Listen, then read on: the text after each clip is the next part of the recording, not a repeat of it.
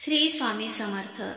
प्रत्येक स्त्रीने यापैकी एक नियम पाळावा, मनातील कोणतीही इच्छा पूर्ण होईल। आषाढी एकादशीपासून म्हणजेच देवयानी एकादशीपासून चातुर्मास सुरू झाला असून आता तो कार्तिक महिन्याच्या शुक्ल पक्षातील एकादशी म्हणजेच देवउठाणी एकादशीपर्यंत सुरू राहणार आहे। चातुर्मासात 10 नियमांचे पालन केल्यास तुम्हाला अनेक फायदे मिळतील। चातुर्मासाचे 10 नियम। 1. व्रत पाळणे। चातुर्मासाच्या 4 महिन्यात उपवास करणे महत्त्वाचे आहे। 2. जमिनीवर झोपा। या काळात जमिनीवर झोपणे फायदेशीर ठरते। 3. सूर्योदयापूर्वी उठणे। सूर्योदयापूर्वी उठणे अत्यंत शुभ मानले जाते। 4. चांगली आंघोळ करा।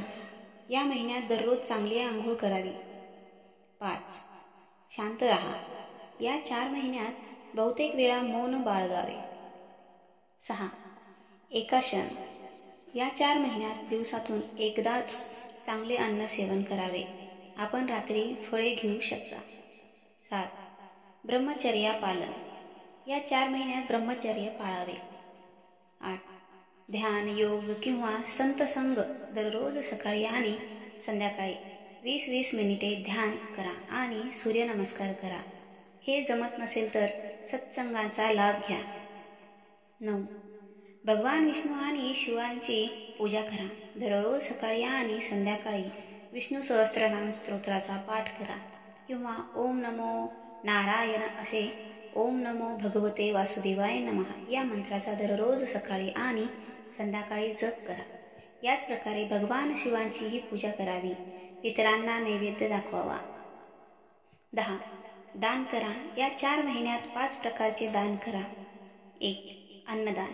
गरीब व्यक्ती, प्राणी किंवा पक्षी यांना अन्नदान करा।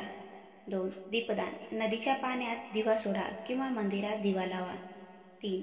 कपडे दान करणे। एखाद्या गरीब व्यक्तीला कपडे दान करा।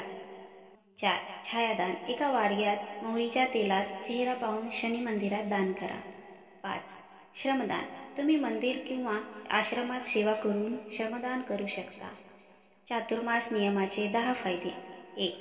तुमचे आरोग्य कमालीचे सुधारेल, संपत्ती प्राप्त होईल। 2. मानसिक त्रास नाहीसा होईल।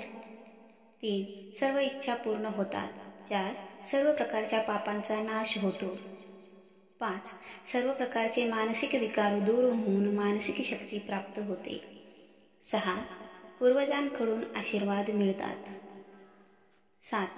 भगवान विष्णू आणि भगवान शिव यांचा आशीर्वाद प्राप्त होतो। 8. आनंद आणि समृद्धी वाढते, घरात पैसा राहतो। 9.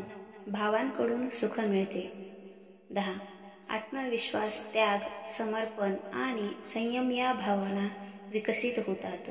श्री स्वामी समर्थ। धन्यवाद।